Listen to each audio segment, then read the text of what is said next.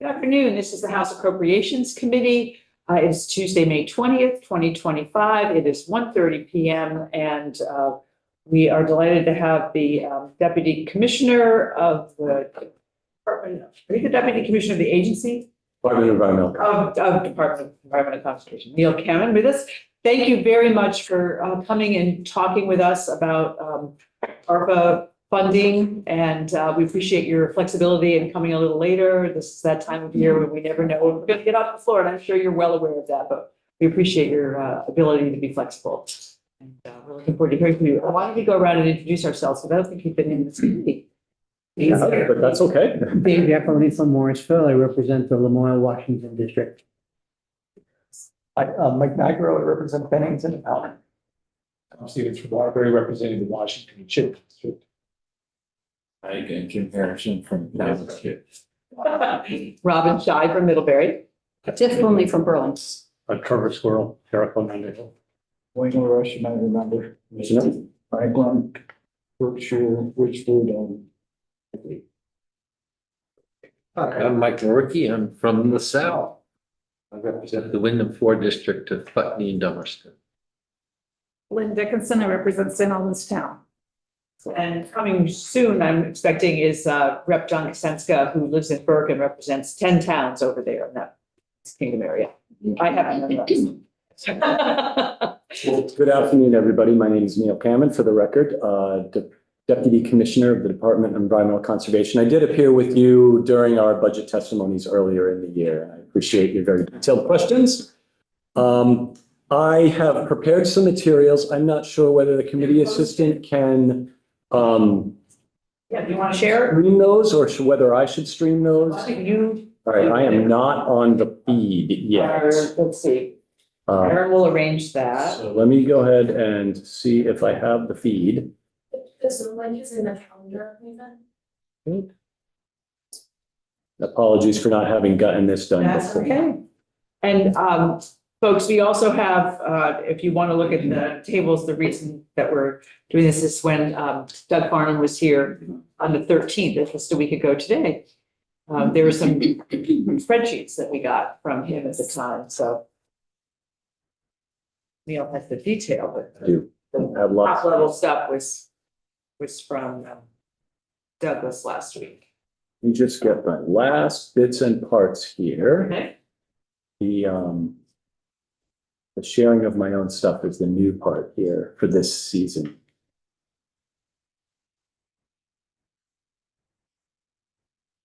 Now, a quick question while I'm getting my act together here. Do you have me for an hour still or a half an hour? No, we pushed everything back. So I believe we're right. Yes, Great, great. All right, now I will get onto the Zoom here. And I am waiting to be let in, I think. Do I have the wrong, that's scheduled for Friday, that was the last. Do I have the wrong link? You do. Okay, sorry. I'll leave that one. Technology is great, except when it. Yep, until you waste time trying to get it all dialed in, right?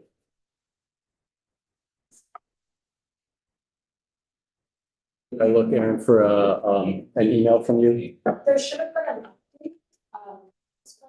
But I can see it. Okay, yeah.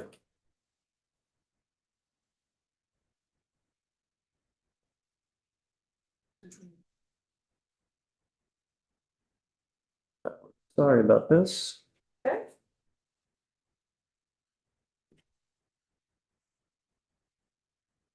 There we go.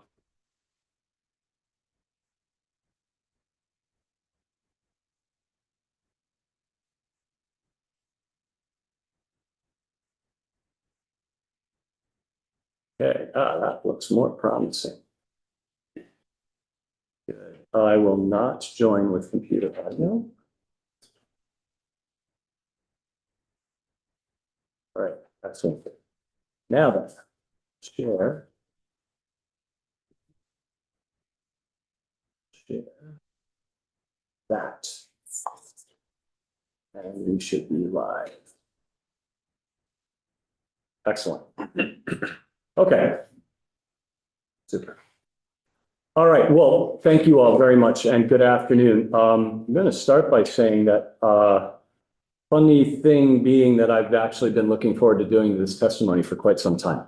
My responsibility, I'm the deputy commissioner now. However, for the past several years, I've served as the director of water investment at DEC, which means I'm in charge of was in charge of your state revolving loan funds, the Clean Water Fund, the non-point source funds, all of the water related work. And by dint of that knowledge of those spaces, when American Rescue Plan Act came along, Secretary Moore tasked me with being part of a pretty cool governance structure that the agency established to administer ARPA. And so I was asked to essentially serve as the ARPA program development lead.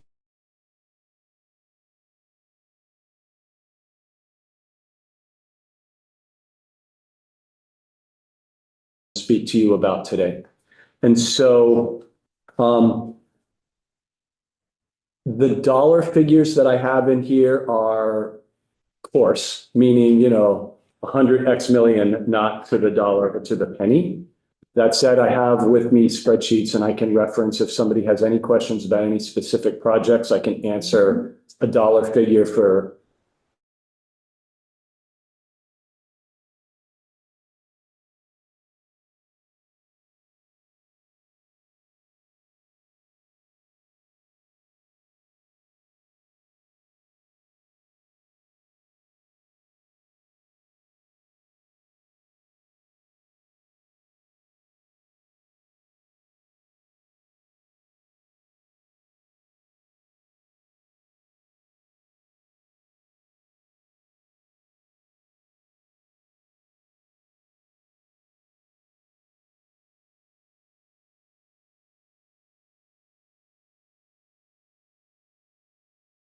we'll try this again. Oh.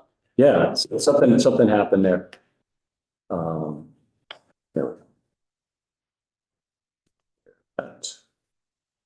Okay, so back there. So we have 6 major programs that we are implementing. And then in addition to that, there are 3 more focused smaller projects that are comprised of multiple sets of appropriations. One of the things I'm doing in this presentation is I will show you sort of the program area, but then I'm going to tie it to the DEPT ID. And you'll see that some programs have more than one DEPT ID feeding money into a programmatic area, which is why sometimes it's a little bit confusing to answer the question of, well, exactly how much is in, this program for this DEPT ID. It's because we're blending things together to create program areas to help Vermonters. And this was when Secretary Moore approached us 4 years ago with this opportunity. She essentially tasked us with figuring out, well, what should we ask the governor to propose? And it was a very short timeline. Remember, like this was happening in real time with ARPA being signed in March 20th or something like that of 2021. You all found out about it literally a month before. So there was very little time to make decisions about what to spend money on. And so the secretary's intent there was, let's look for the things that are hard to fund in the water and sewer infrastructure space. Neil Cameron, please go forth and work with colleagues and figure out what that is. And so we put together these 6 program areas that I'm showing you on the screen here. And this is just a screenshot from our website. So combined sewer overflows, I'll go through each of these in detail, but just to name them, the combined sewer overflow program, the village drinking water and wastewater program, wastewater pretreatment, 3-acre stormwater, and then healthy homes divided into mobile manufactured housing communities and on-site individual septic systems and wells. And I'll talk about each of these in more detail as we go along. Get screen to advance. There we go. Okay. So I'm just going to start with this, bar chart right here, which shows the aggregate overall amount of dollars that we have into each of these program areas. So the village water, wastewater up at 36 and change, 3-acre at 35 and change, CSOs at 30. Clean Water Board was appropriated at 30, but about 9.5 of that went over to the Agency of Agriculture. So that's why that's grayed out a little bit. The Healthy Homes was appropriated as one block, and then the department divided it into the on-site program and the manufactured housing program, the $10 million rural infrastructure project, and then some smaller pieces, as I said, smaller program areas that I'll talk about in detail. So I'm going to go in order of spending from largest to smallest programmatically. So the village water wastewater, and please feel free to interrupt me if you have questions on these at any time. The village water wastewater program. So there's 200 villages in the state of Vermont, and over 100 of them lack water or sewer or both. And it is a true impediment to development of the downtown core. So we have a lot of designated downtown villages, towns. Think Montgomery, think Westford, think Londonderry, with no centralized water system or no centralized wastewater system. And we have been working for years on this before ARPA, trying to develop technical assistance programs and small funding programs to help municipalities engage. We have an incredible engineer in the department who's passionate about this. Well, it's interesting that you bring this up because the bill that we're going to be voting out later on has got something for project-based tips around infrastructure in small villages and towns. Project-based tips, and I believe somewhere else in that big housing package is the infrastructure fund to support water infrastructure that otherwise wouldn't go through the state revolving loan funds. I think that's in the big This bill. is, yeah, what I'm talking about is they were calling it CHIP. That's a new Yeah. program. Yeah. Okay. I'm sure our good friends from ACCD would be happy to chat about it. They've talked to the policy committees. Yep, so we have, so 12 projects originally were supported through 2 of the DEPT IDs there, the village water, wastewater, and then the A&R's general water infrastructure. 4 of those advanced through planning, but then ceased. And these are really complicated projects. Sometimes everything goes swimmingly and sometimes things don't go swimmingly. The village of Westford was an example there where after many years of planning and work in the town, ultimately the town decided that it wasn't in their interest to advance the project. They relinquished their grant. We repivoted the money into other projects. You did. I Oh, wonder, absolutely. because that was going to be fully federally funded and they voted it down. Yes. Yeah. No, I take no judgment. It is. I understand. That was their choice. That was their vote. Exactly. And, you Um, know, So we helped Westford get through some planning. We helped Grafton get through some planning, helped Greenboro get through some planning, Moortown. And then the other ones at the bottom of the screen, Highgate, Londonderry, North and South Village, Montgomery, Walcott, Waitsfield, Burke, and Killington are all advancing to construction. So these dollars have a timeline on them. Obviously, some of these dollars were cured, and I know Doug Farnham spoke with you about cured money. I can answer a little bit of questions about that too. But so that is village water, wastewater. go ahead, Wayne. So the Highgate, is that the water line that they're running up from Swanton? It is not. It's not? It is not. The Highgate project is a village wastewater project in Highgate Village. And I think you might be familiar, down gradient a little bit is a big old gravel extraction area. Half of that has been reserved by the town as like a big leach field. And so they're going to build a system that uses that. That's, Yeah. I'm going to excuse myself to get my water Go because I ahead. didn't bring it with me. Lynn, I'm just gonna follow up. I know there was controversy over Montgomery, whatever came out of that. They had that vote, I think, in May. Yeah, that was very good news. Well, I'm revealing my stripes there, but yeah, It was the. approved, They had the money as a Yeah, local it's a- option tax, and it's- then it ran into a wall, Well, essentially it ran into some vocal, opposition, localized, very minority opposition. so it passed. It did pass. Yeah. There were 2 votes there that happened at town meeting or after town meeting and they were successful. Charlie Hancock there, select board chair, incredible. If you ever want somebody to build a system for you, hire him. Apologize for being late. I'm John Kosinski from Burke. Good day. Yes, indeed. So we went Yeah. through a little voting process as well with the Yeah. initial proposal here as well. That didn't go as well here, but we made some adjustments. Right, Yeah. right. Your project was, I guess your voters didn't support the full scale, but what we were able to do some engineering around the scale of it and downsize it to something that everybody could get around. So, yeah, and that's advancing. So Yes.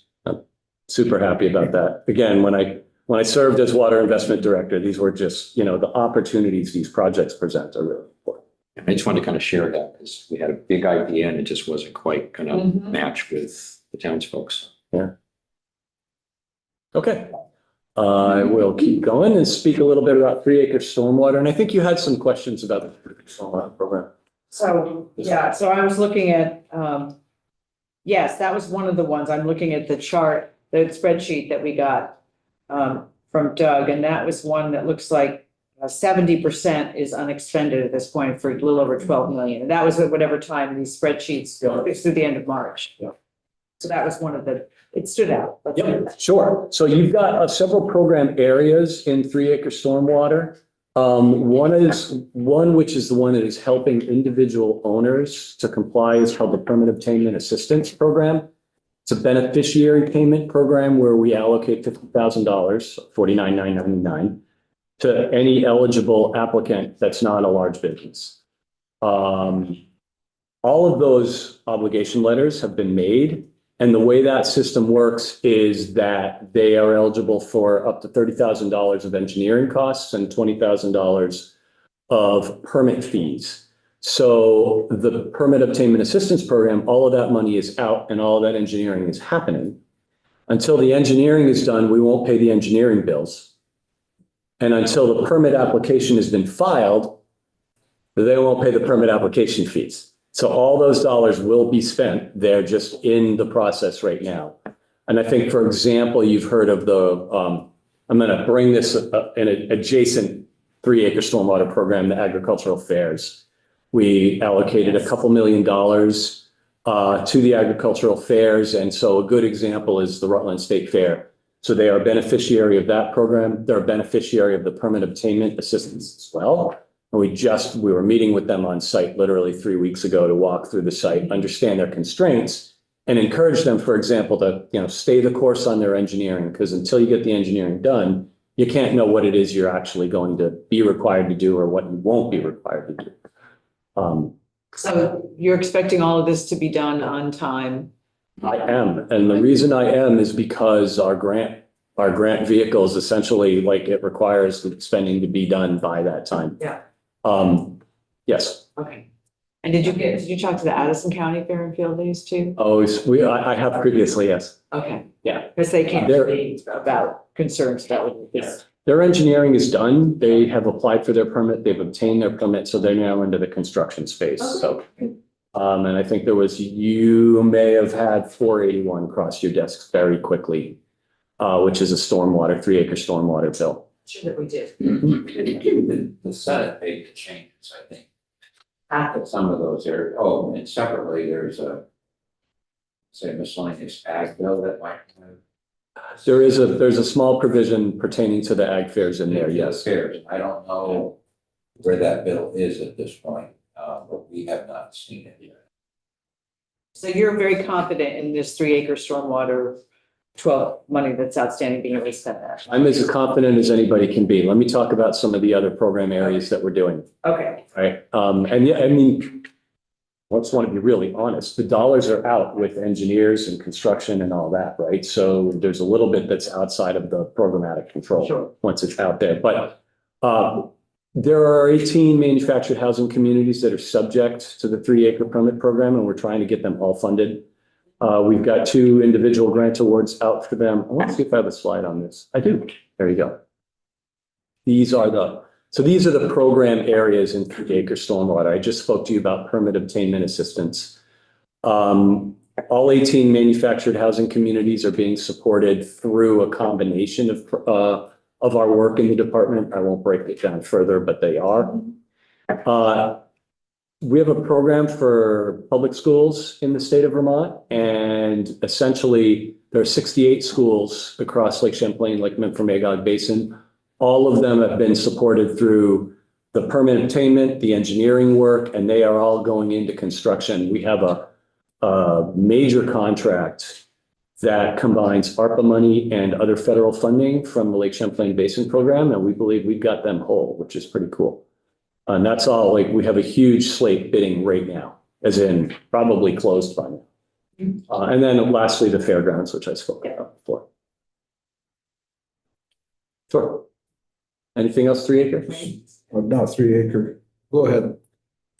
we're on 3 acre, I'll skip. Oh, wait till we get to. Okay. Okay.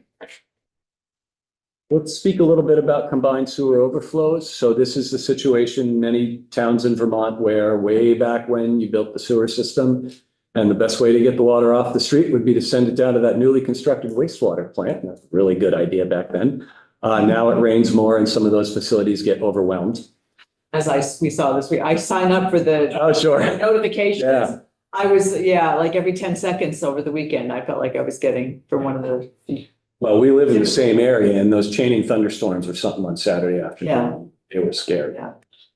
I mean, I know they made their way across the state, so you all saw that. Wayne. This is what the area of my question, because we got Burlington that's been overflowing for years. I think even Montpelier was.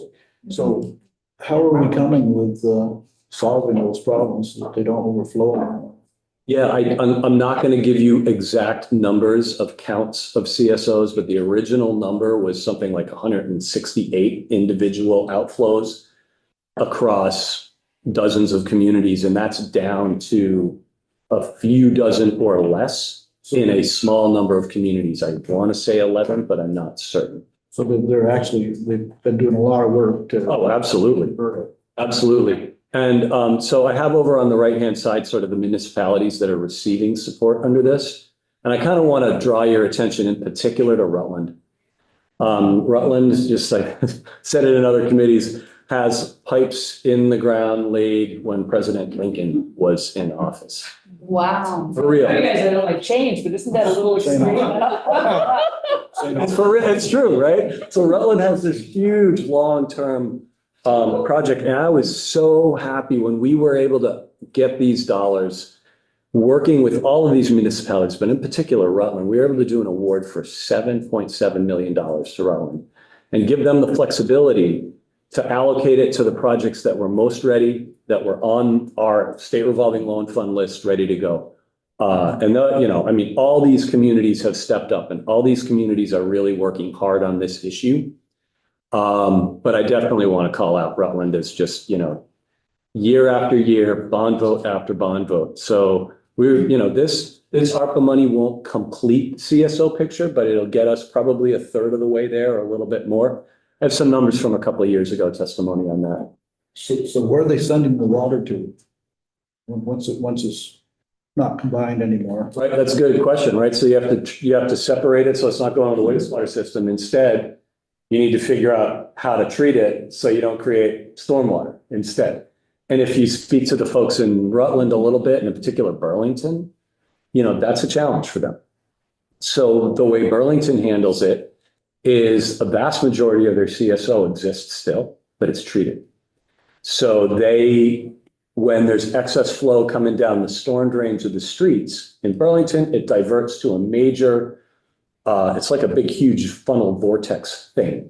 And what that does is it separates out gritty material and solids, and then they hit it with chlorine. And they're actually able to treat the vast majority of the CSO that they get.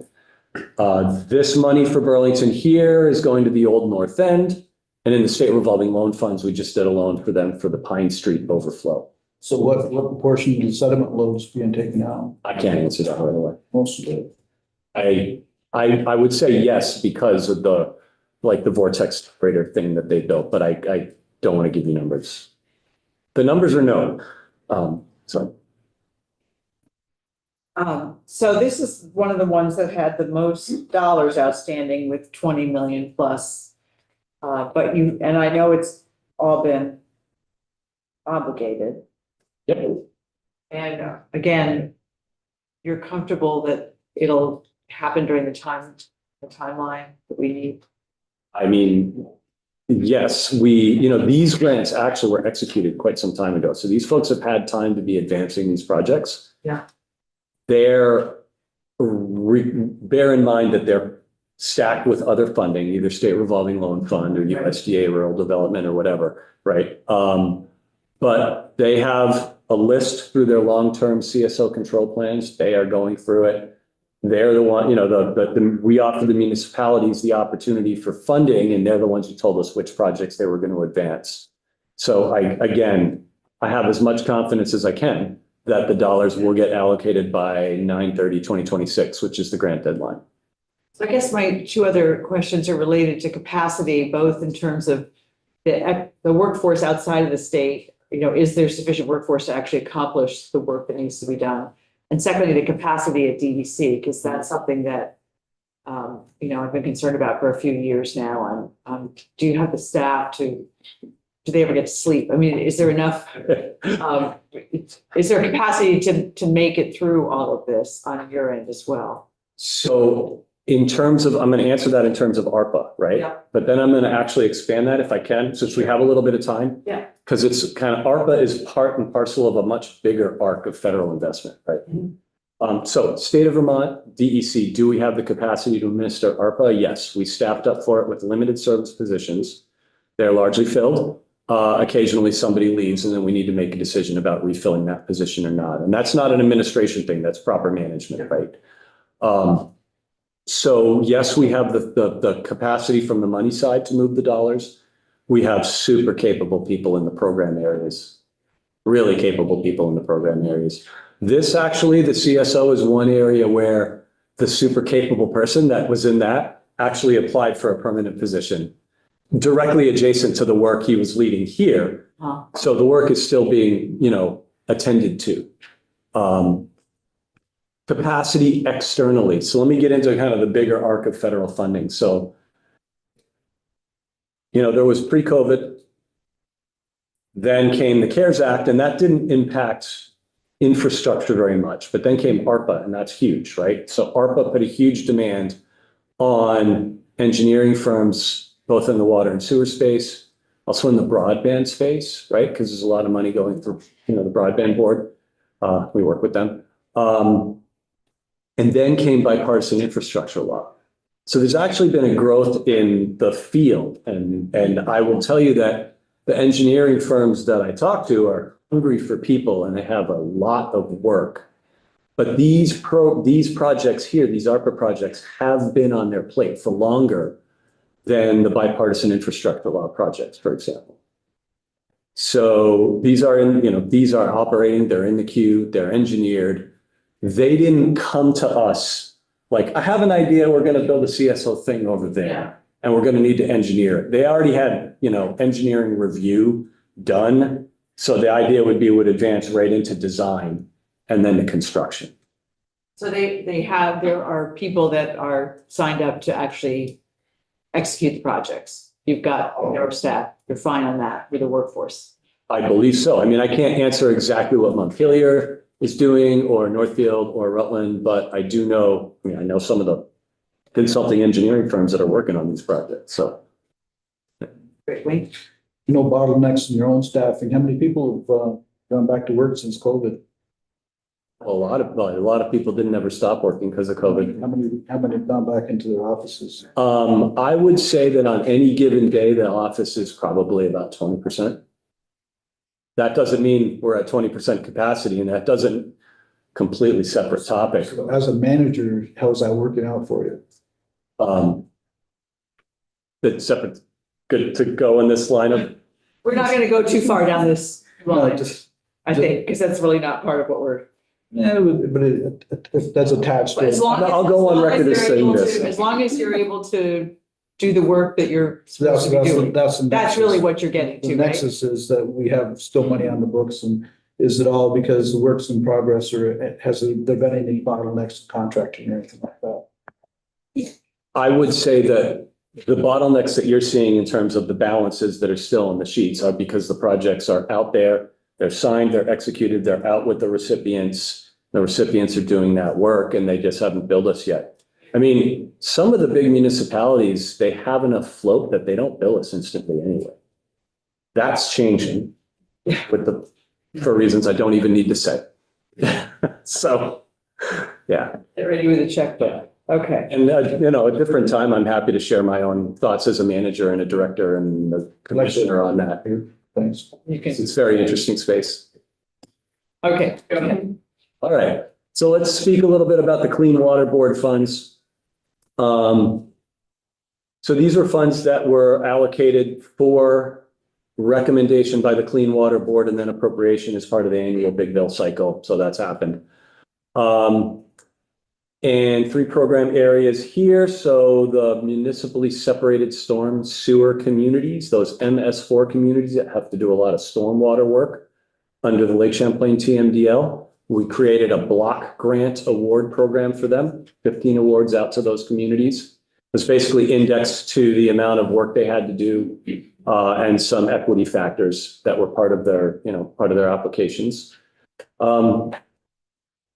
I didn't mention the P3 project in 3 acre stormwater, so I will here. P3 stands for public-private partnership. And the idea there was we had a list of projects that had been being advanced over time prior to ARPA. And there were stormwater projects that were stormwater projects built by both the municipality and a private entity. And I'm going to use the example of the project in Burlington, which is a combination of Pomerleau as the private entity, Champlain Housing Trust as a nonprofit entity, and the city of Burlington as the public entity. So they had the opportunity jointly to build a stormwater project that would satisfy all the 3 acre needs on the Pomerleau property, all the new development needs on Champlain Housing Trust, so housing project for lower income Vermonters, and allow the city of Burlington to capture additional credit as well. So super slam dunk. We have 9 of these projects in different communities around the state. They're good projects. And they're funded partially by the DEPT ID, the Clean Water Fund, DEPT ID, the 2207. The 2207. And partially by the 3 acre DEPT ID as well. Okay. And then MPCG is a municipal pollution control grant. So every year as part of Chair Emmons's committee's work, a certain amount of money from the Clean Water Fund budget is allocated to help defray the expense of building wastewater systems. And so these dollars plus that up a good bit. And the awards went to the municipalities you see here. And I feel good about those. Some of those are done. Heinsberg's done, Whitingham's done and build out. Woodstock's built, St. Johnsbury's building, Hardwick. Well, we all know about Hardwick, right? That was going to be one of my questions, is how the flooding of the last 2 summers has affected your ability to do the work. Yeah, well, to do the ARPA work, I mean, Hardwick is an interesting one because we're working with them on their rebuild of their rebuild. I mean that. Yeah. They were rebuilding using these dollars better than others. And then they got flooded out. Speaking more broadly about that, though, there are some wastewater facilities.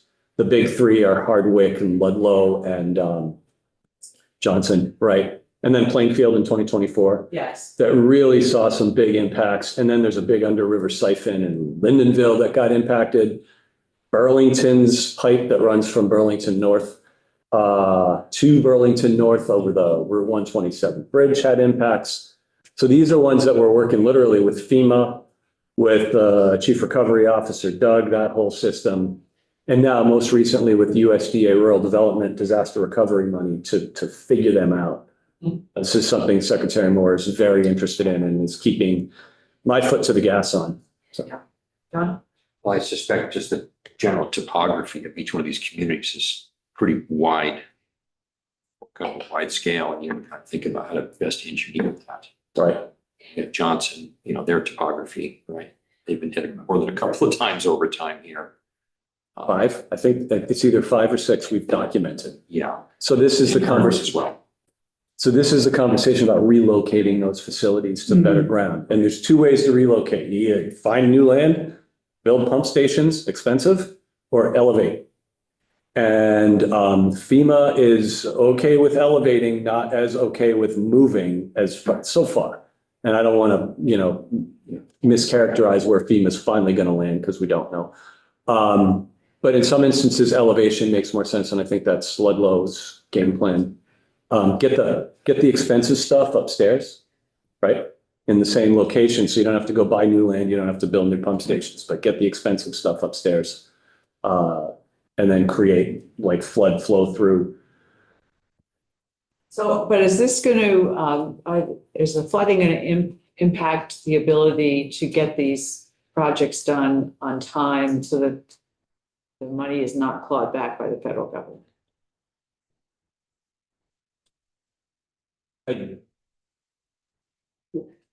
I was going to say, I don't see the federal government clawing those dollars back, but I can't say in FEMA-scape where things are at. But I do know I'm that, thinking of the ARPA money too. It has to, we have December 31st, 2026, right. or else it has to go back. Right. So we spoke about curing, or Yeah. Chief Recovery Officer spoke about curing with you. I've been keeping a very tight eye on the language in the big bill that speaks about the encumbrance deadline for general fund associated with ARPA, right? Thank you for that language, because if there were risks, it bought us an extra construction season. Right. And that's like, when we think about these projects, it's one thing to think about, like, for years. But construction season in Vermont is, April to November at best, right? And look at what's happening today. Yeah. Now have a rainy. So, when Agency of Administration approached DEC about the curing, we were very careful to look at projects that we viewed as more risky than others. Yeah. And make sure to look at those and keep, and recommend. We didn't make the decisions. That was at Mr. Farnham's level. But be careful to make sure and recommend that anything particularly risky be, put into the cured category. And I think we did a pretty good job with that based on my own knowledge of the project. So given the lessons of this flood, these floods and previous floods, do you think you're going to be able to elevate things high enough and take care of the problem? Because obviously at a certain point in time, FEMA's not going to pay for it if it keeps getting washed away. Yeah. So FEMA has this program. I'll answer your question backwards. FEMA has a program for substantially damaged facilities as opposed to damaged facilities. And substantially damaged means that it's over 50% of the value has been destroyed, and it's already happened before. And when something is determined to have been substantially damaged, then FEMA is more open to relocation or elevation. So obviously Johnson, Hardwick, Ludlow, all substantially damaged facilities. And so that's sort of been documented. I will say, and it's just not to add uncertainty to it, but reality to it, is by executive order, the current president waived the federal floodplain executive order that basically abrogated a prior executive order that required FEMA to look at modern floodplain elevations as opposed to older map floodplain elevations. So essentially, the short answer to that is that by doing that, we deleted 3 feet off the floodplain elevation. So FEMA's expectation is it's okay to build under this new interpretation would be it'd be okay to build 3 feet lower.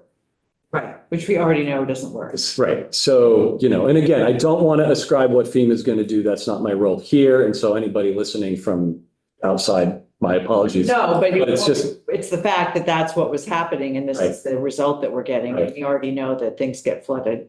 But functionally, we don't want to build lower. right. Obviously. And elevation is not a bad way to do it. And I think every one of us who drives around sees that happening more and more and more now. It's remarkable when homes are being elevated. So, digress a little bit, but Healthy Homes is something I'm incredibly proud of on behalf of the people that work for it, work in it, work on it. We didn't do it. We didn't work in this space. DEC did not work in the area of MHC support really very much at all. Maybe on the odd occasion, we'd have a state revolving loan fund project municipally sponsored associated with an MHC, a few of them, but FPC is manufactured homes. housing community, yeah. And then on-site, the term on-site would pertain to either your individual septic system or your individual well.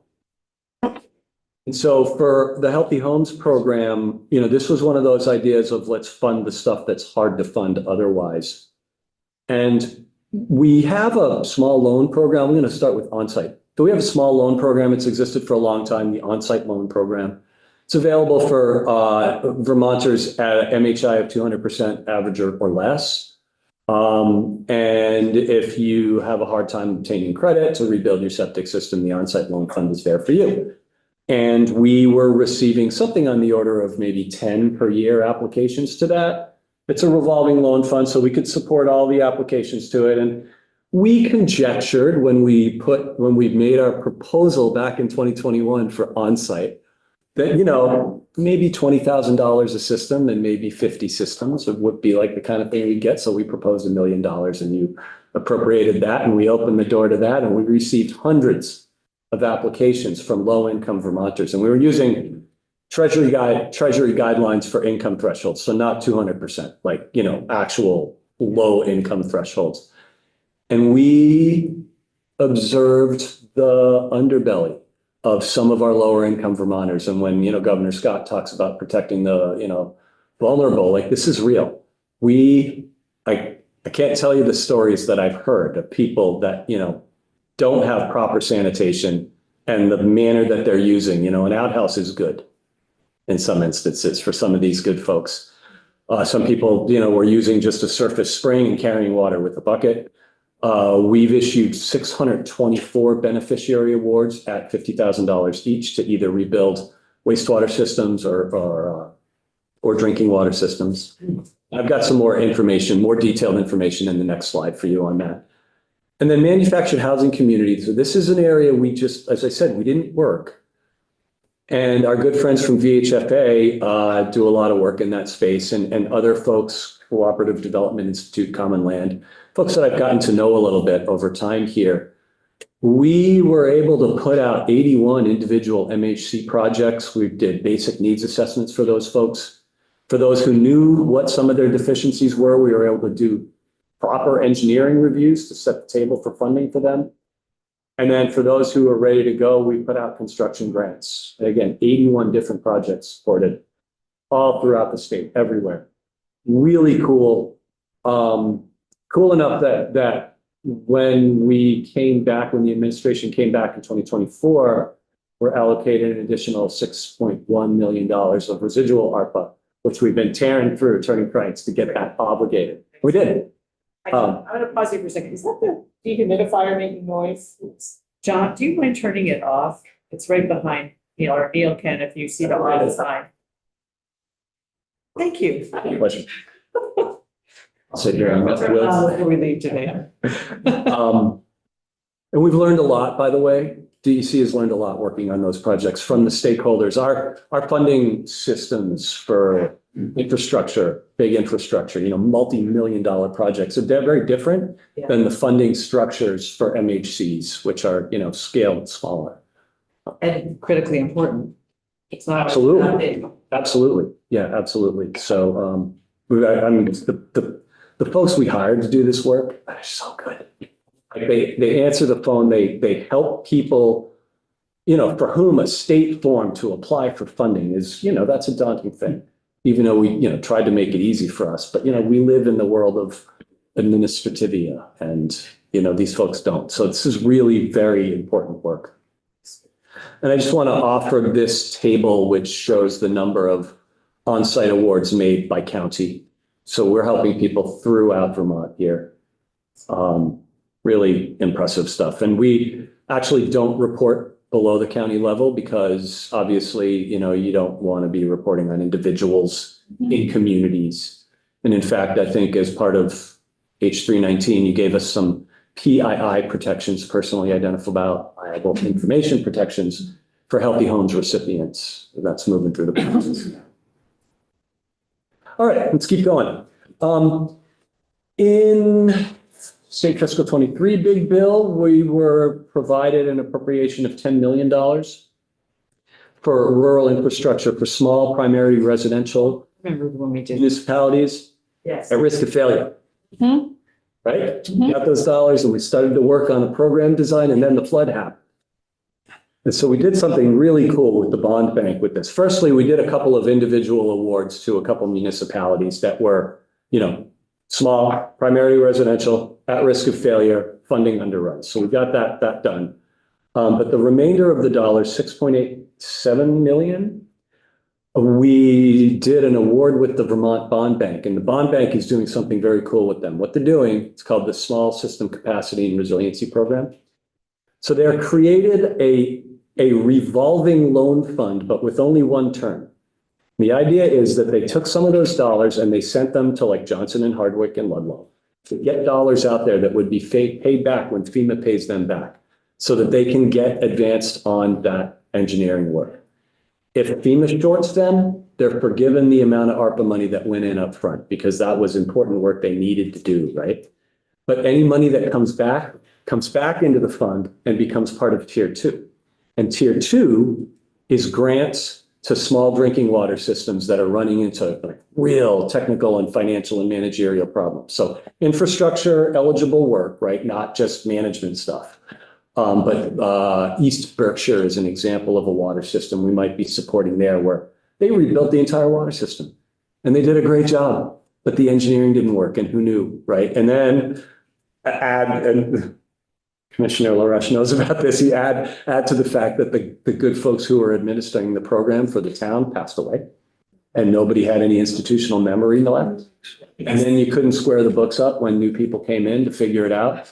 So it's things like this where Can't make this step up, can you? No. Wow. yeah, but what they're doing at the bond bank is great because it's not only providing just money for the fix, but they've also taken some of those dollars for specific directed technical assistance for systems like that to improve their long-term technical, financial, and managerial capacity to run a water system for 100 people, because that's small. And yet you still have to do all of the things, testing, monitoring, notification, the lead and copper rule, all of the things. So So you think Berkshire is going to be all right? I hope so. I've spoken to a lot of people for a lot of time on that. And, you know, our folks who deal with the SRF are keenly aware of it, Eric Blatt in particular, you know, and he's a wizard at figuring out how to find a way to plug a hole.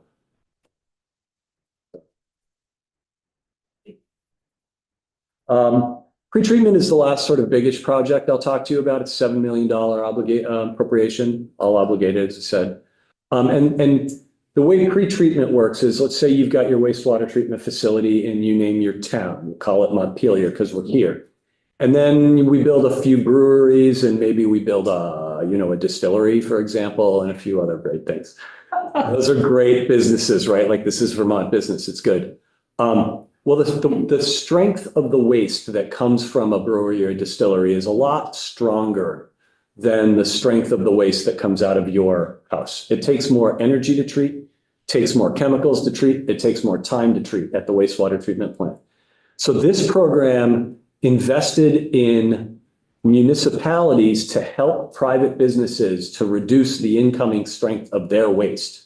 And so you can see on the right-hand side, the recipients, the town that administered the recipient loan for them, because that is what rendered those businesses eligible, and then the actual business benefiting. So these are cool projects. They're smaller scale relative to our CSO projects or the 3-acre program, but important nonetheless. What kind of process do you use, say, for those in their pre-treatment? You mean like the technical process, the engineering? It's going to depend for each project. I know on a couple of them and I don't know on most of them. So you've got dairy and then you've got the Yeah. stuff in the breweries or the spirits. The brewer side of the breweries, you know anything about those? So I'm gonna be way over. My skis are very short and I'm already over them. But diverting what's called side streaming of waste. So instead of your waste going right down, you're diverting your strongest waste into a tank where you can, for example, settle it, decant what comes off top back in and send that down. So all of a sudden you've removed all that solid material. That's what I was wondering. All the way up to, Montpelier's arrangement with News VT, extremely sophisticated technology to remove PFAS from leaching, right? So that's its own topic. Okay. All right, and then just some of the smaller projects that we're running. And the picture on your right first is just it's an example of one of the things that we were able to do because of the flexibility of ARPA. down in Rockingham at the Rockingham Industrial Park is a constellation of businesses. And one of the businesses that's on the upper left-hand side of this above the trees, it's an advanced optics company, but their land was basically dissolving into this gully that you see here. And they were seeking, help to try and fix this. They had put a lot of their own money, over $1 million of their own money into this gully. It started because of sort of stormwater flow, but we were able to deal with the stormwater flow up top. But once a gully like that is eroding, they just keep going. And so this was a project we were able to take some ARPA money from the A&R Water Infrastructure Program, direct it to that project. It plussed up some federal money that Natural Resources Conservation Service, Emergency Watershed Protection put in there, some private money that the company put in there to get that buttoned up so that essentially the industrial park in Rockingham didn't fall into the river. And this was draining directly into a really cool part of the Connecticut River called the Herrick's Cove. So that's an example project. We've been providing staff support through a small appropriation hazard mitigation to support Vermont Emergency Management with their Flood Resilient Communities Fund. So helping with buyouts, helping with mostly buyouts and floodplain restoration projects. We were able to help the Malletts Bay Sewer Project a little bit. That's a very expensive project. This is a pretty small award, not even $600,000. But little bits and parts, PFAS testing. Really neat opportunity to look at the amount of PFAS flowing into and out of the wastewater treatment plants to inform how much of what's coming out of there is being treated and what possible treatments opportunities might be. So now we have data for every wastewater plant in the state for that. That's great. And I just read something about, can't remember now, too many things come across, whether it was another state or whether it was another country that was able to eliminate PFAS in their drinking water. Did you read about that? I mean, it's doable with treatment. You can eliminate it from the drinking water. It's, activated carbon and other treatment technologies. That must have been another state. Then. We've been doing that here too. Yeah. Because the activated carbon slurry system, Winooski, we got one in Winooski, we're doing sealant control. Right. That should take out PFAS too. It does. Activated carbon of some sort of a GAC, we call it, granulated It's activated. not a amount of capacity, it's already for drinking water system probably, but dealing with stormwater or something, the volume is pretty much. Right. I mean, it's a bit of a different topic, but they're controlling at the source and dealing with PFAS in products, and it's a much bigger picture thing. But it was important data, and now we have it, right? It's useful, helpful. It proved the point. It's coming in from upstream. It's not being generated by that wastewater facility, right? But the wastewater facility isn't necessarily perfectly treating it all. So, okay. And I think this is my last slide, but, I started by saying that, I was charged with the program development of this. So when the department and the agency started with these appropriations back in, fiscal 22, this was new, this was different, and we knew we needed to be, pretty tight on the management of it. And this was before we even had Treasury guidance, right? Things were extremely new. We were learning on the fly.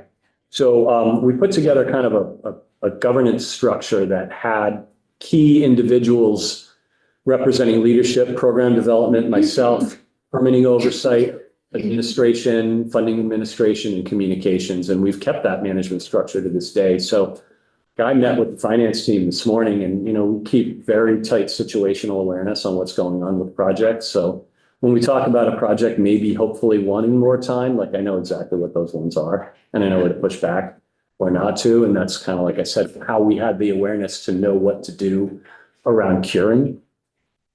And we worked hard on this. A lot of people, before we had our ARPA staffing, when it was just us, and the appropriations were new, we put a lot of stuff to the side to make this happen.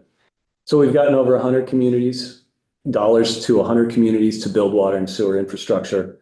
We've communicated and coordinated with the Broadband Board, with Agency of Commerce and Community Development, Emergency Management, SHPO, really good collaborations there.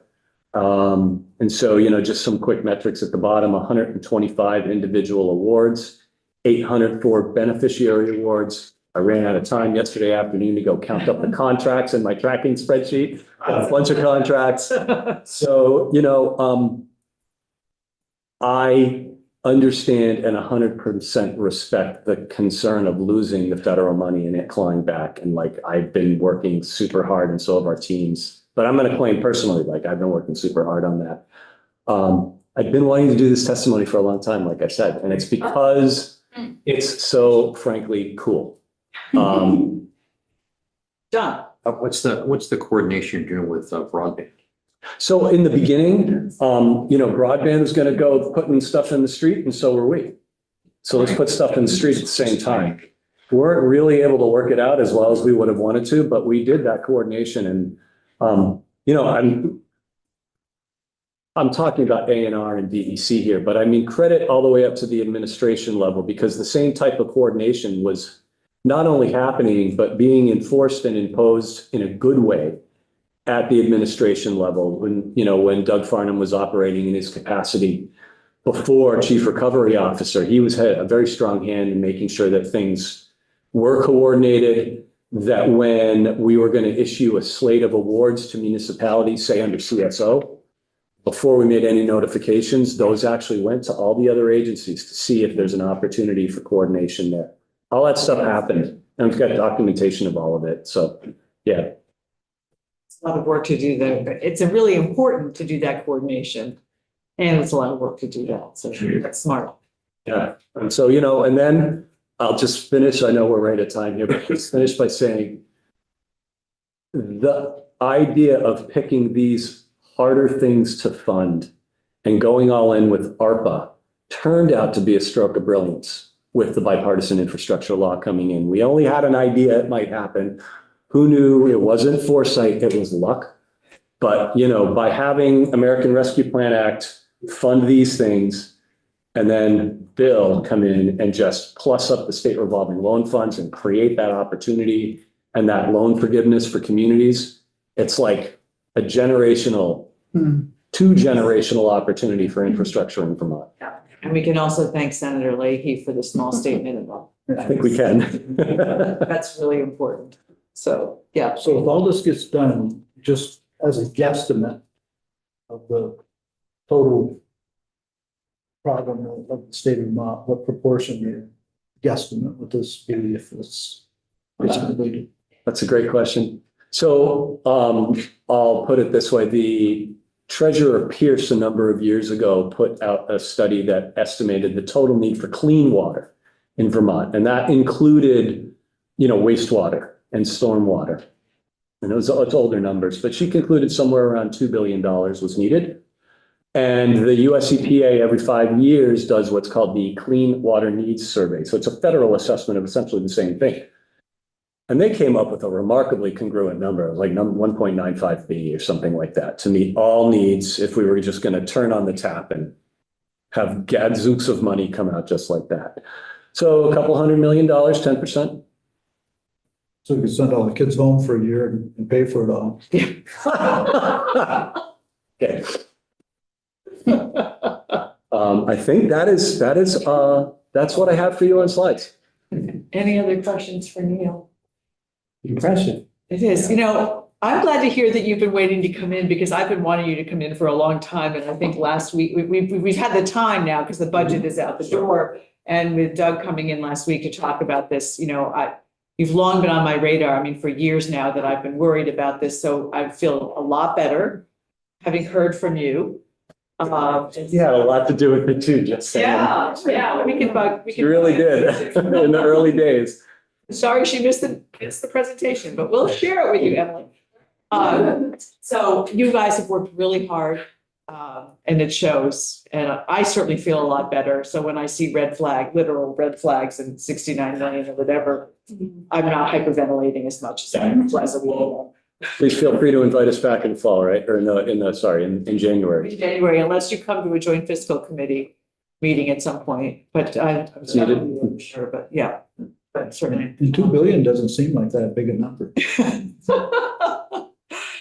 It's I know you can spend it, it's sort of the timing of it and the capacity to get it done in the time frame that we're sort of required to do. Understood. It sounds like you're on track for that. I worry about it too. I'll be honest. I worry about it, and I cannot guarantee that somebody that is a recipient of a $125,000 project won't strand $30,000 somehow. And I really actually worry about that for them, because then where do we go get that money, especially if it's an MHC? So, yeah, that's why we have a team. Yeah. Thank you and your team for all you're doing. We really appreciate it. Thanks for coming in today. Thank you. Okay. Everybody have a great day. Thanks. So committee, I'm gonna have Scott and Emily come talk about the cash fund, rearrange your head for a few seconds here, and then we're gonna take a break after that before we come back and vote on S-127. We'll need a break after, between those two things happening. So Scott and Emily, if you wanna, we're really changing topics here. Oh, I'm just gonna say, you're now in really good hands. Oh, yeah. I enjoyed working. When we lost Emily Byrne from A&R, that was a bad. Her loss is our gain, and what's really about that. What? So we want you to stay there.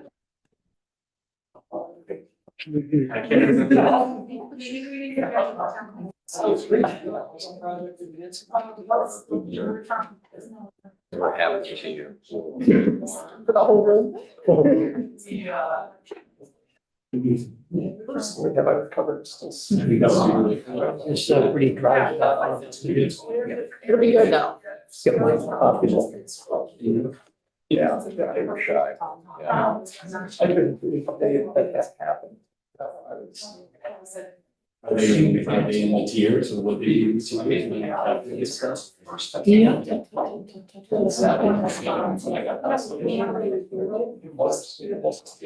We are still live, so. Excellent. I think we'll start with Emily. Would you mind shutting the door, Lynn, while you're chatting, or going outside to chat? That would be great. Thank you. Thanks, Neil. All right. Ladies and gentlemen, if you want to introduce yourselves, and we're now rearranging our heads for cash fund. Sure. Go, Scott. Good afternoon, ladies and gentlemen of this community. My name is Scott Moore. I'm the State of Finance Manager, and I work at JSO. I'm also vamping a little bit for Emily to pull her slides up, so that would be. Okay, so we have something on our website too? Yes, there should be a PowerPoint on your website. It is now, yes, absolutely. Under your name. I'm gonna share screen.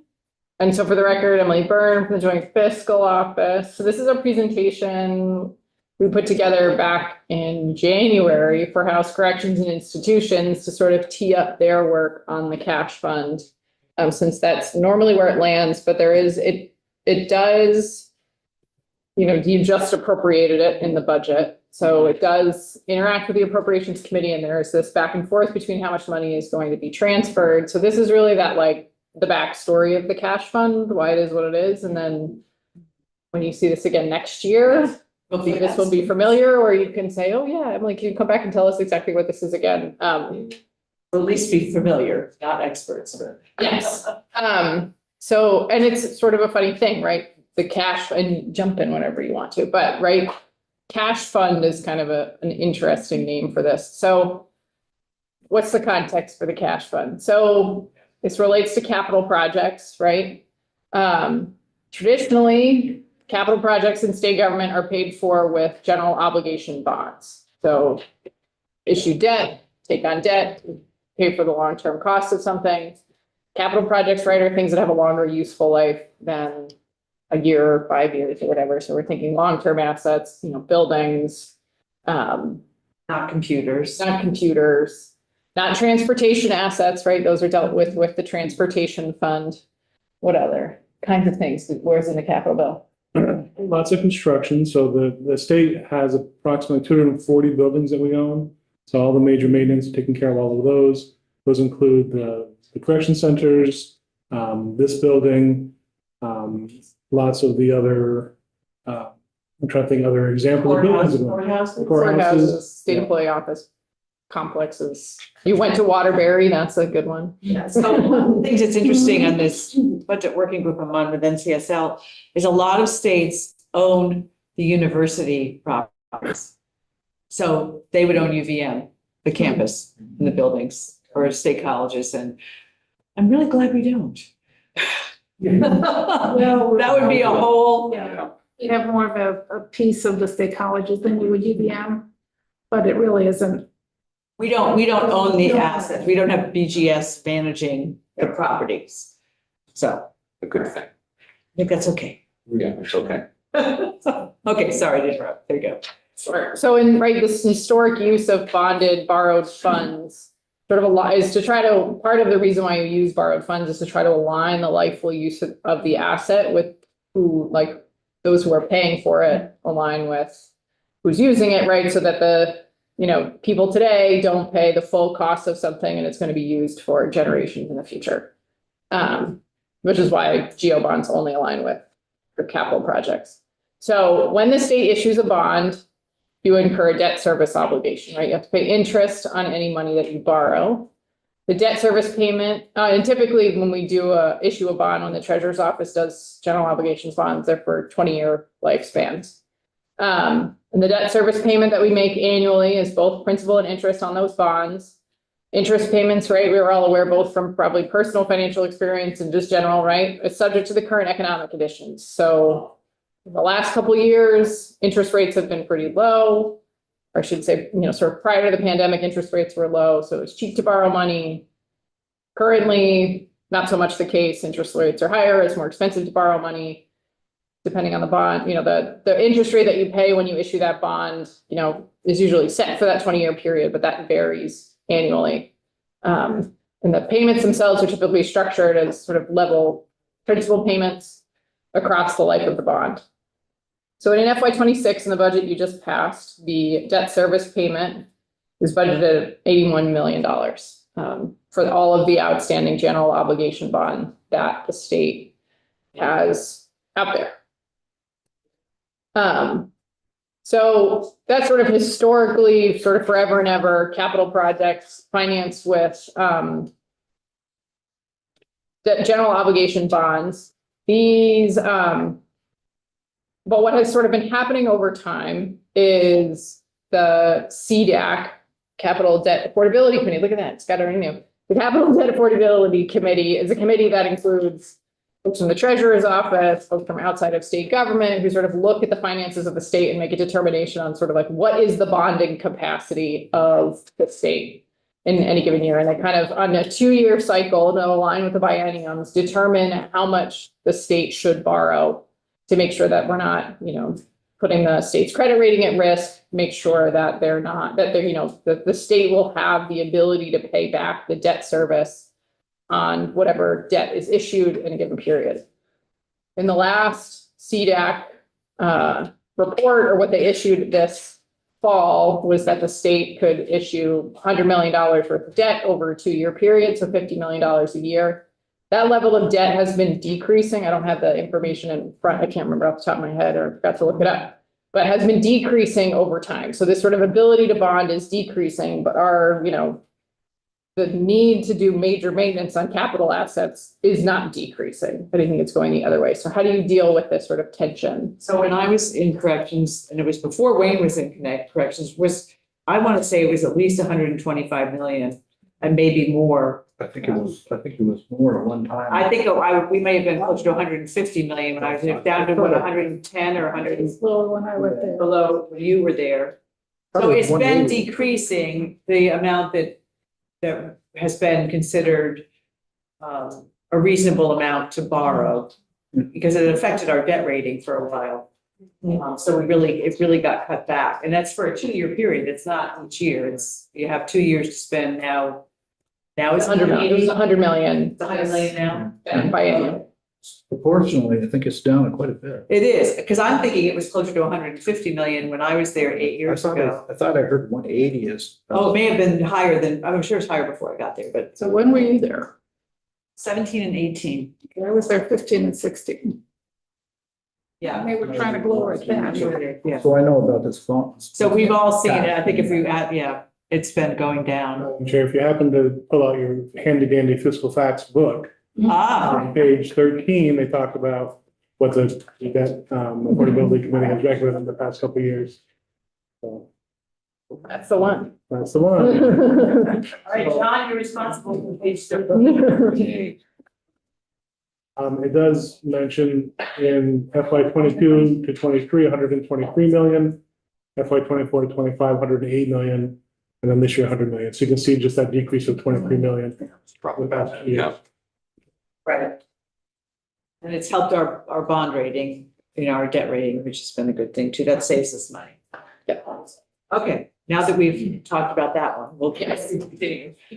So in the context of sort of having a shrinking capacity to borrow, but sort of, inflationary pressures and just aging infrastructure, sort of underlying all of this tension between ability to keep up with major maintenance as well as adjusting to the fact that the amount of money available that's being recommended to be available to borrow has been decreasing. Several years before this actually went into effect, I believe former Treasurer Pierce and others in this building, finance and management, began discussing this idea of pay-go for financing capital projects. So the idea of pay-go really is meaning pay as you go, right? So rather than borrow money up front and then pay debt service and the principal of what you've borrowed on those projects over a 20-year period, find $14 million and pay for stuff with that $14 million, and then you don't have to pay debt service costs or the interest costs on that debt going forward. In theory, saving the state money because interest costs are interest costs, so we wouldn't have to pay those interest costs going forward. Sort of prior to COVID, while that was a great idea, there was no just like pile of money sitting around dedicated for this purpose. So it was talked about, but it was never really executed on until the fiscal 2022 Appropriations Act, when the cash fund, which is really the pay-go fund, was established in the budget. And what that did is, and I think in 2022 is when we were seeing those sort of like after COVID effects of that giant influx of federal funds and the significant amounts of general funds that were not like being created, but we had a lot of excess general fund at that time. So that was like the opportunity to start to move forward with this pay-go idea for capital projects. So it's codified in 32 VSA, and finance management prepares a report on the cash fund annually. There was one published in January on sort of what's being spent out of the cash fund. Why is it called the cash fund? I don't know why they picked cash fund. Maybe that's Maria has that memory. But its real formal name is the cash fund for capital and essential and I can't say this word, essential investments. I think it was called that because as opposed to a bond, Yeah.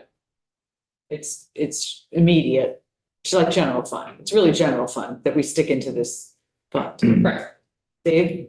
Well, I just wanted to revisit the concept a little more, and I want you to educate me if I'm all wet. But I've got $14 million. I've got a multitude of needs out there, as you know, long as my arm.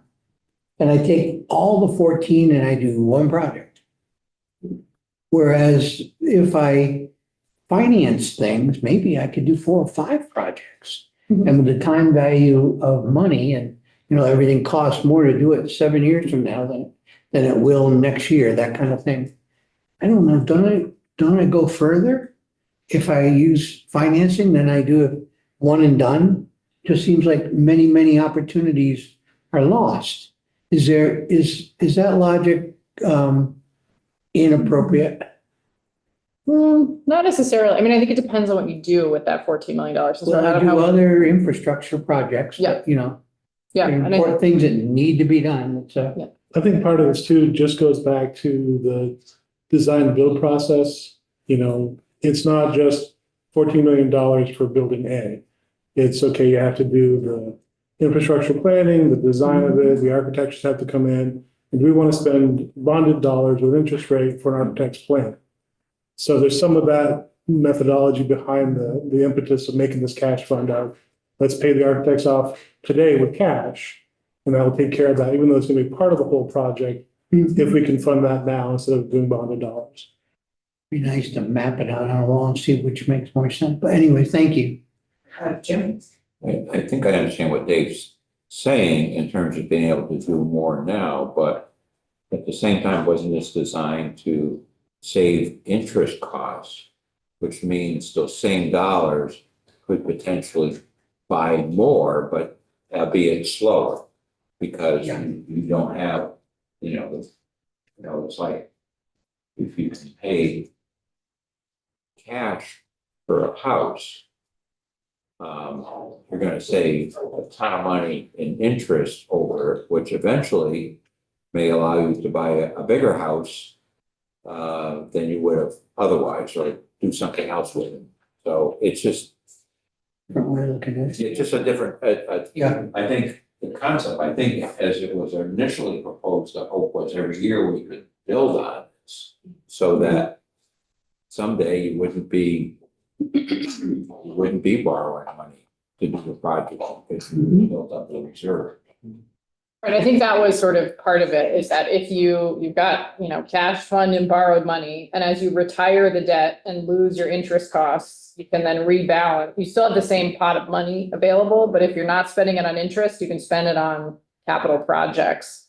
And then as you pull debt off the rolls, that both that principal payment and those sort of associated interest costs and future interest costs that you don't incur by not issuing debt could go to that sort of pool of capital projects, is the theory behind the. And it's a little bit of a catch-22 as well, because the less you're borrowing, the better your bond rating becomes for what borrowing you do. So those interest rates tweak maybe down a little.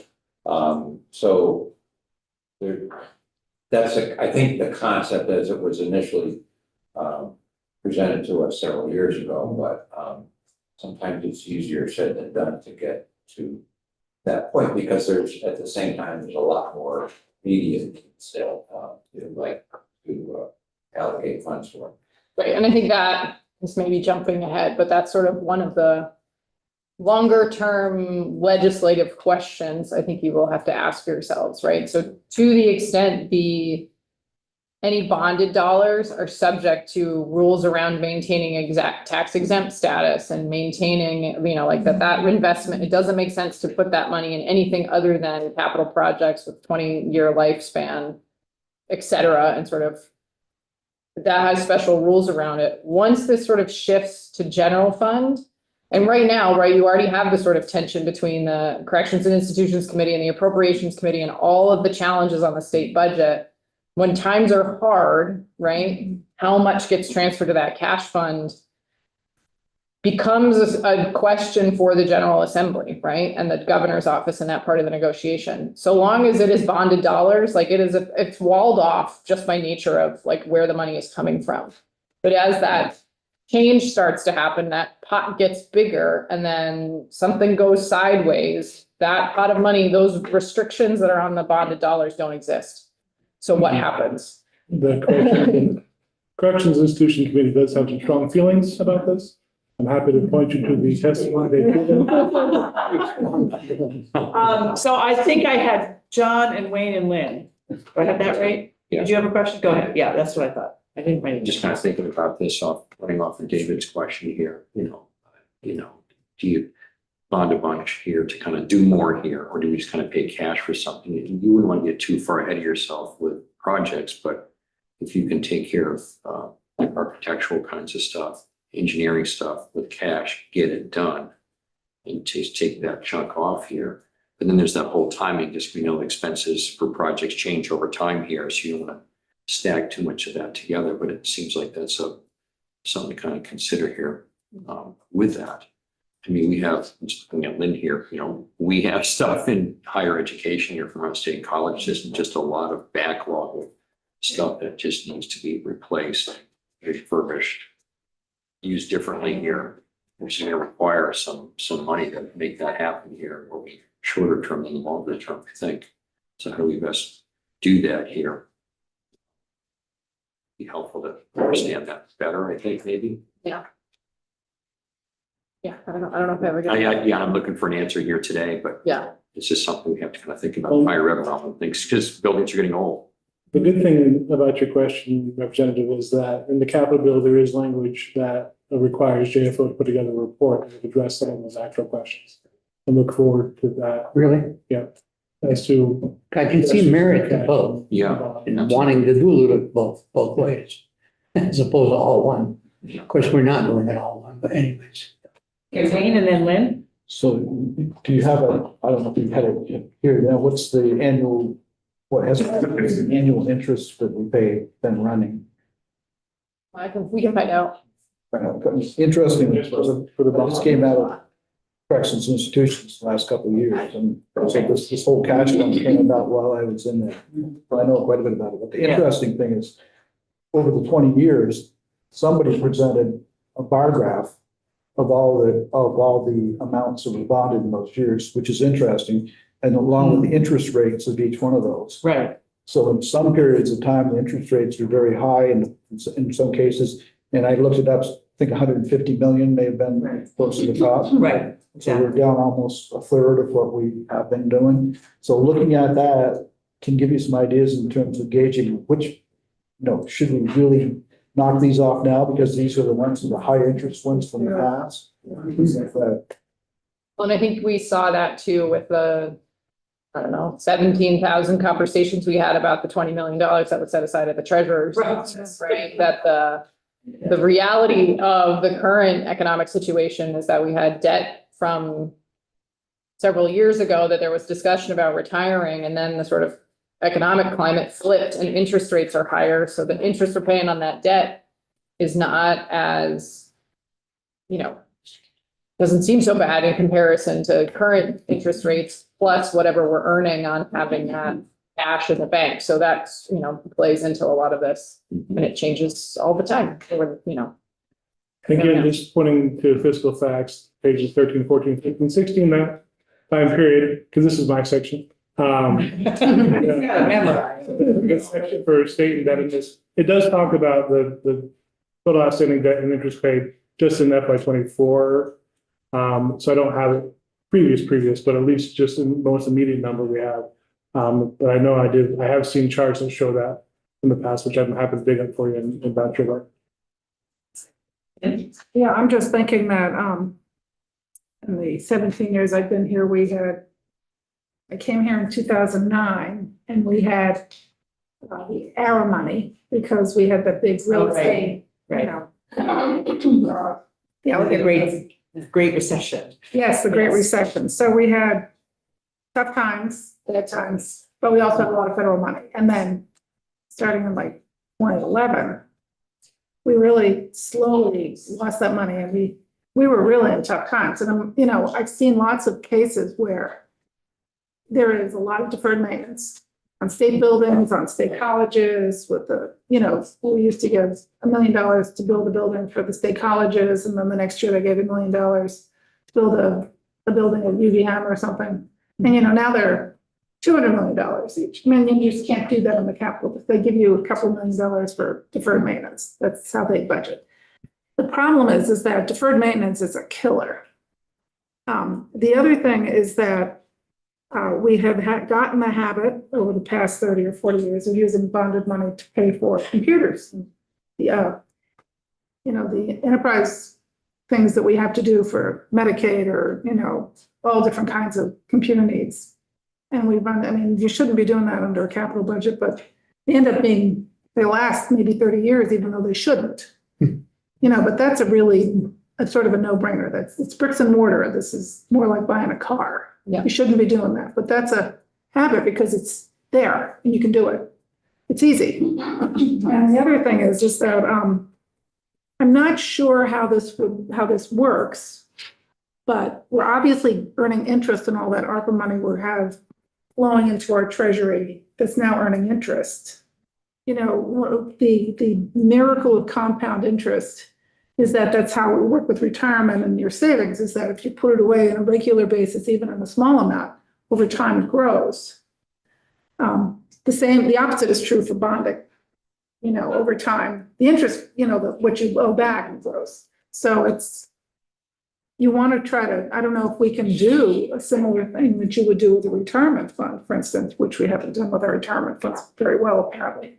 But if you can put money away and it can, be reserved Yeah. and you can grow money with it, maybe just like our rainy day fund. That may have been the original intent of Intent. this. I don't know if it works. Yeah, and it hasn't been around for very long. If you remember, the act was in fiscal 22, must have been for fiscal 23. So we're just in our third year of this. Yeah. I don't know if you can. And it's sort of, we ended up, and they're gonna get to this, but we now have 2 buckets and blah, blah, blah. So it's still evolving. This is like a pilot program and it's still evolving as we figure out. So let's let these guys continue here. Sure. And I think, just one thing, I don't, and Scott, you can jump in, but I think the IT, use of the capital bill for IT has mostly gone away in recent years, both just as a matter of the realities of having less bonded dollars available that has sort of fallen off, Yeah. and the establishment of the computer modernization fund. The capital bills, the committees are very staunch about making sure these are going forward, your bricks and mortar. So, and if there's any even mention of, someone came in asking for money for bricks and mortar, but part of that they mentioned salary, so they were very clear to say, well, no, so here's the line. Maybe we can give you some money for your building, but your salary, no. So they reduced their ask. So there's definitely I think a high level of awareness of that kind of thing happening. Yeah.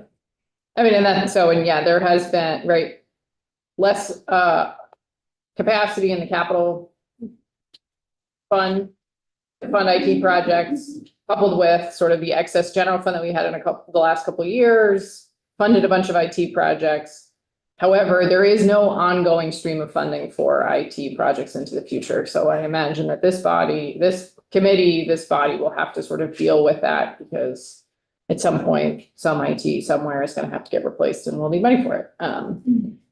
But anyway, so the cash fund. So I don't know, there's a report about it. And so within the cash fund, there are 2 sub-accounts. And these are taken from statute, I believe. So the first sub-account, and so this is unique, like sub-accounts is not a thing anywhere else in any other funds. We don't really have them. They're really just treated like 2 separate special funds, but in statute have this sort of sub-account. So the capital infrastructure sub-account is to defray costs of future capital expenditures that would otherwise be authorized in Capital Construction Act and paid for using general obligation bond authority. The debt service obligations are paid for as directly associated with the cost of a capital project. So the capital infrastructure sub-account is really specific to, if it walks and talks like something that would have been in the capital bill historically in bonded dollars, that's what the cash fund is sort of for. Then there's this other infrastructure essential investments and reserves sub-account to fund essential investments in infrastructure needs, create reserves for those expenditures, and make contingent appropriations for other infrastructure investments as authorized by the General Assembly. Where we saw the creation of the second sub-account and where it's been used is when there was excess general fund several years ago, and the infrastructure and IIJA, I can't remember this, Infrastructure Investment and Jobs Act, came forward, and there was a lot of money for both transportation infrastructure projects as well as, I assume Neil was talking about the clean water revolving loan funds and those sorts of projects, drinking water and stormwater projects in municipalities. There's a lot of state match that was needed. There was some, they weren't going to need all the state match in the first year. They were going to need it over the first couple of years of the implementation of that act. So a bunch of general fund was put into this other infrastructures account solely for the purposes of being matched for the IIJA federal funding streams. And that is basically all that other infrastructure account was used for. In the FY26 Appropriations Act, you appropriated $4.6 million out of this fund to the Agency of Natural Resources to kind of finish out the match for their project. Additionally, this body transferred, I can't remember the number, I think it's on another sheet. 14.5 was to ANR, and I wrote it down. An amount to the Agency of Transportation. No, I didn't write that number down. I'm going to pause you for 1 second before I'm looking. I know what time it is. I know people are starting to come into the room. We are not going to be done. I've just asked Aaron to move our vote to 3:30 because we're going to take a break after this. So just so you all know, Are we just here to vote? We can have a discussion. Appointment at 4, so. Okay. You're welcome to stay. You're welcome to stay, but I'm just setting your expectations, okay?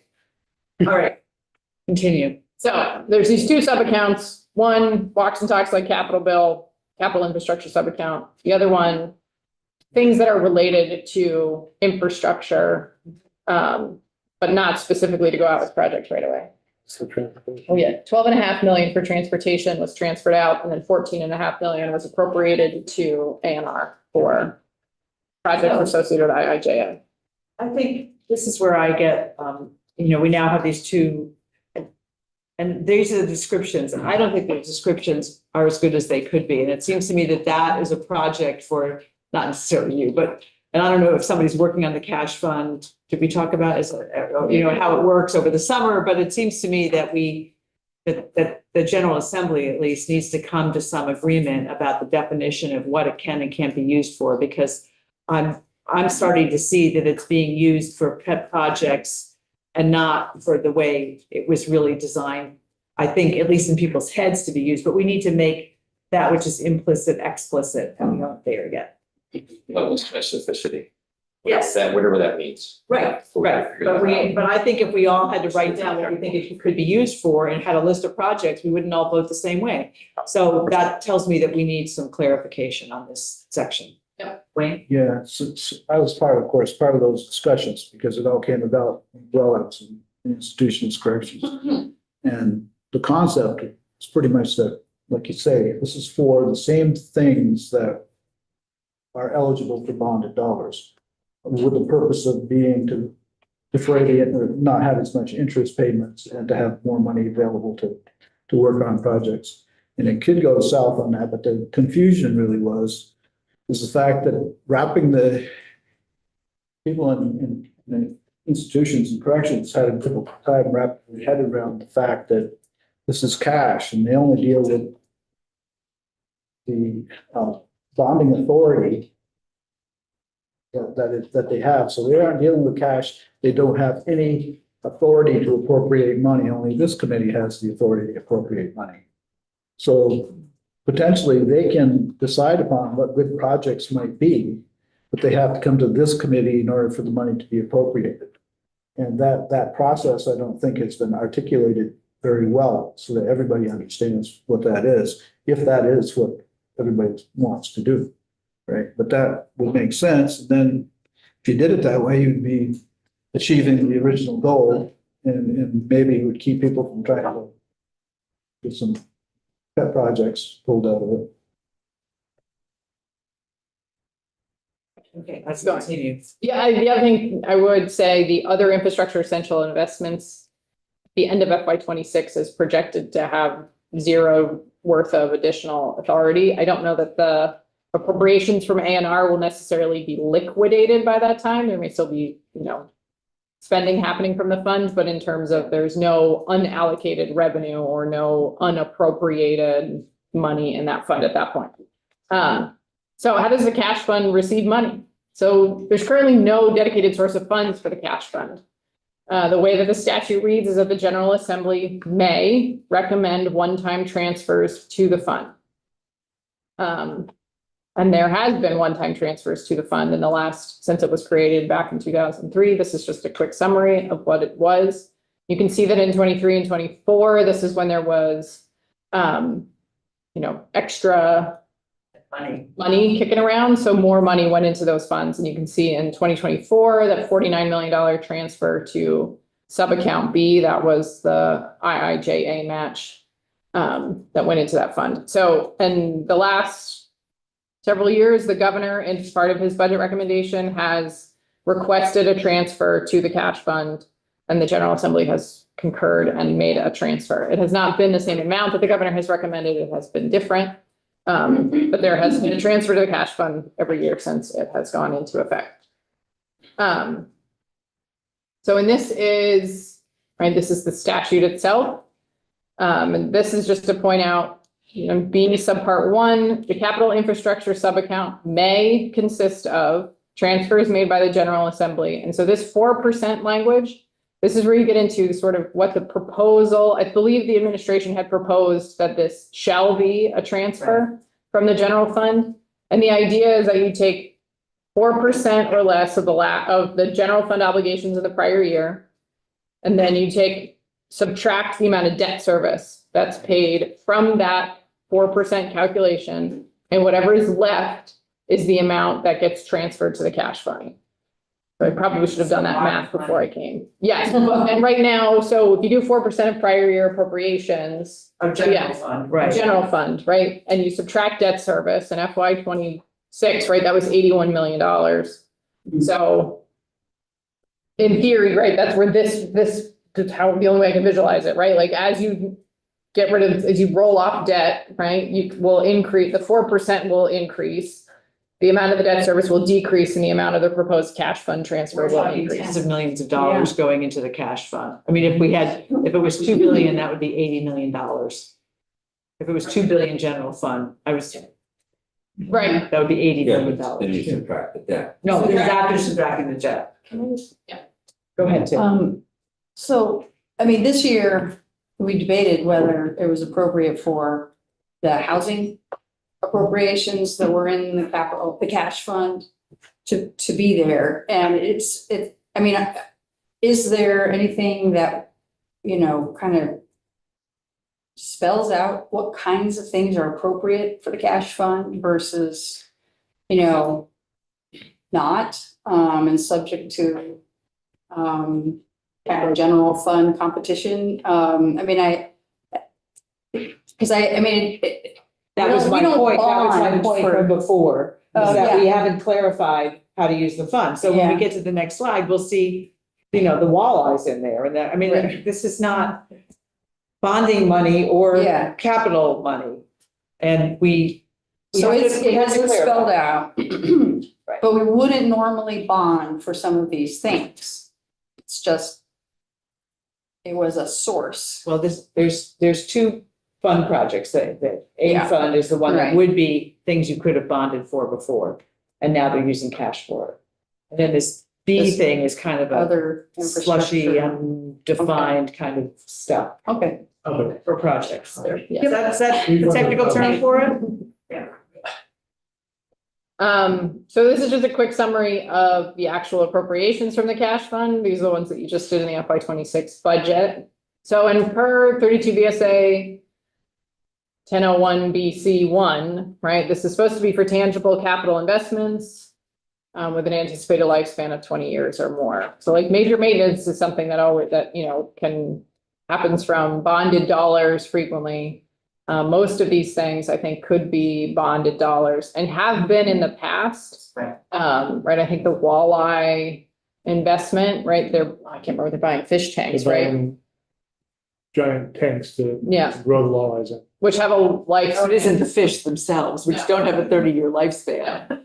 But, to the extent that that investment is in something that's longer than 20 years, which is why it's been in the capital bill. I think it was it was bonded dollars prior to the existence of the cash fund. So there is I think there was a question on number 8, the ACCD municipal infrastructure improvement grants, as to whether or not those were an allowable use of bonded dollars, which is why I think the institutions committee shifted that was originally in the governor's bonded dollars budget, and it moved over to the cash fund just to sort of protect the tax exempt status in case it was called into question. But that's the sort of flexibility that the cash fund, I think, brings to the General Assembly, is if there are things that sort of want to be done that are in that sort of gray zone, you can maintain the tax exempt status and protect those funds, but have a little bit more flexibility with the cash fund because you ultimately get to decide what to do with it.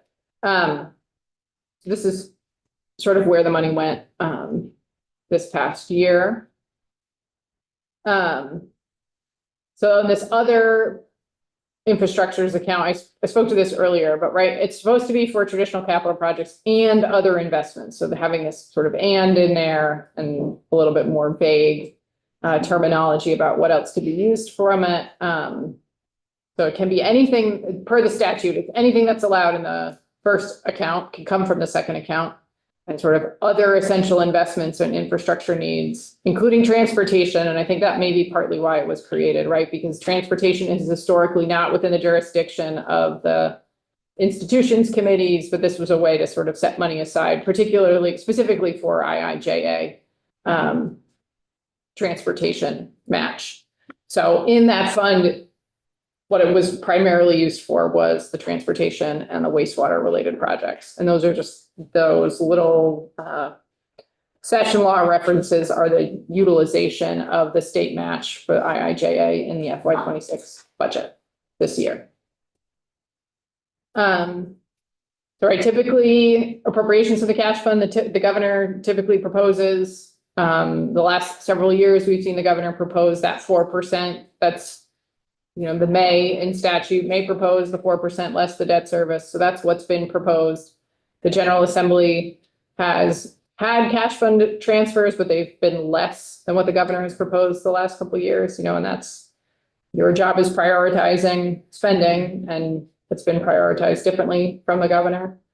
And so this is just the references to the transfers that have happened in the last 3 budget bills. So to your point earlier, this is a pretty new thing. It's only happened in the last 3 budgets. Yeah, I think that was all that we had on this, is sort of the high level overview of the cash fund. Are there other questions related to this? Making a little bit of sense of, because we saw it in the budget, so it's kind of nice to hear about it right after we've gone through the budget. Tom? Yeah, so I'll be not anxious, hopefully I won't carry the anxiety all summer and fall, but I would be interested in hearing again, what guardrails, what parameters, what the rules are, because again, there's the phrase cash fund itself seems pretty broad, not slushy, but but the question I had about the levels of the bonding, and we had a long conversation here about it was 150 million over 2 years. Now it's down to 100.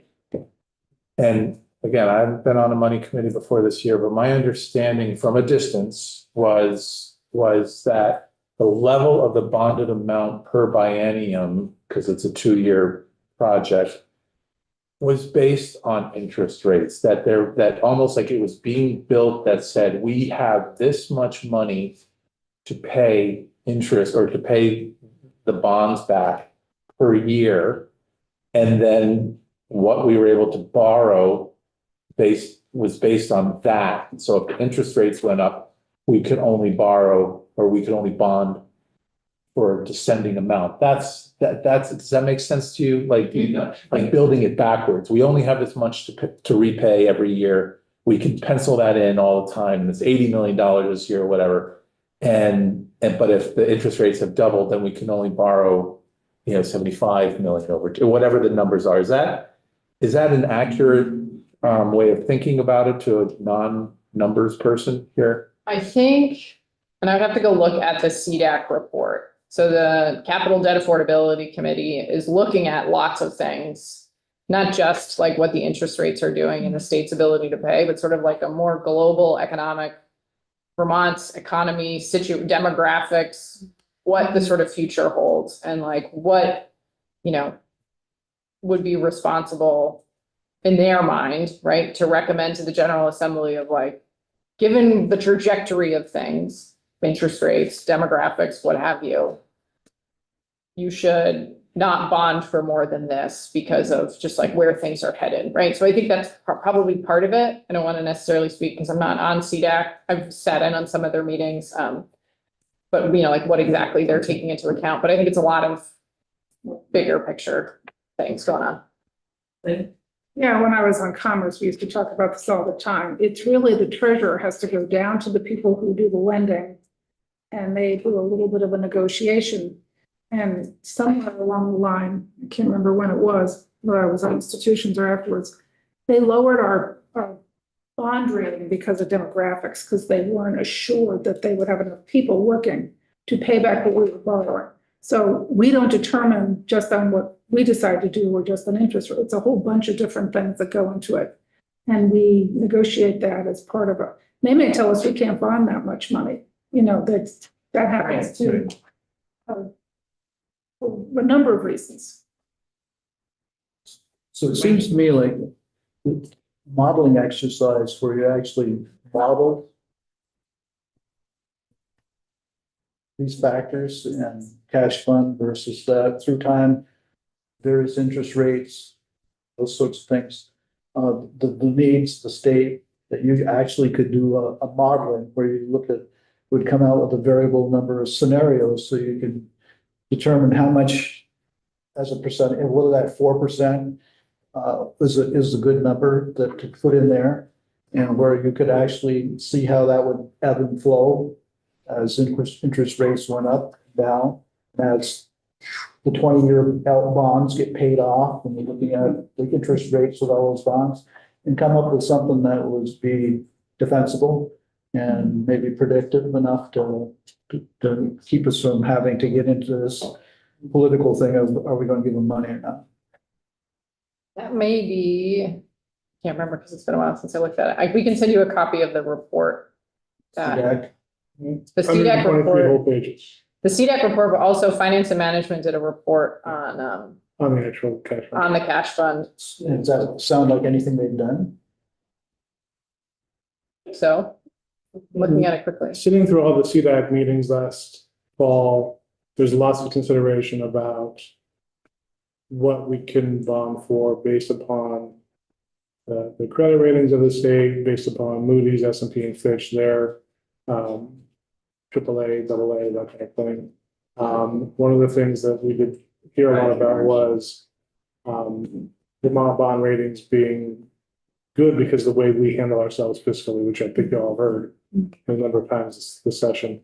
But there is a lot of consideration in there, and they do some economic modeling. I opened up the report here quickly to see if I can find something that I can point to say, yes, we looked at what this economic modeling might be. But like I said, 123 pages, it's trying to find something quickly to answer your question. But there's definitely a lot of economic and those people put time into this to make that recommendation as to what the numbers should be. How much of that is built upon any sort of philosophy about building in the cash fund for it, I'm not sure. I think statutorily, the CDAC is not supposed to talk about the cash fund. Like that's supposed to be a separate thing. It's talked about in terms of bonds. Who can ask? I'll check. Well, we really appreciate you guys coming in and talking to us about this, and 6 or 7 more times, and we'll know what it's all about. Just sent Aaron the Finance and Management report on the cash fund. Okay, That one's only 8 pages. okay, so we can look at It's only that. a few charts though, so there's. But in the meantime, in a minute, we're gonna go off live and and then we'll take a break, and we will come back and we will vote on S-127. On the bill itself, there will be an amendment that we will be getting tomorrow.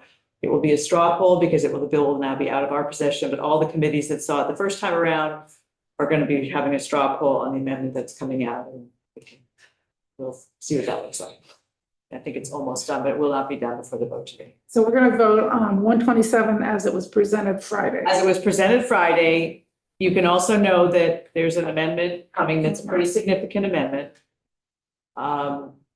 And that the expectation is this will go to a committee of conference. So we are moving the bill along. We'll go to the committee of conference or that. The bill is amended once it's done, once all it's. Do we see the amendment or did that? We will see the amendment not today. We'll see it tomorrow in a straw poll. We will be one of the committees that sees the amendment. So I think there'll be 4 of us because it's housing, it's commerce, it's ways and means, and it's appropriation. So I expect that we'll be the last ones to see the amendment. What's it planned for the floor? So it would be on notice tomorrow, it's tomorrow Wednesday, and then Thursday, Friday on the floor, committee of conference. I don't know what they're doing. I don't know. So the question I would have then is, so if we're voting on Friday tomorrow this bill, can we get an idea of what the amendment is going to be? Because that's, I mean, what if somebody wants to vote for the bill today and then finds the amendment Unfavorable. unfavorable? Then they're gonna vote against the amendment. There's not, I'm kind of stuck here. Yeah, no, I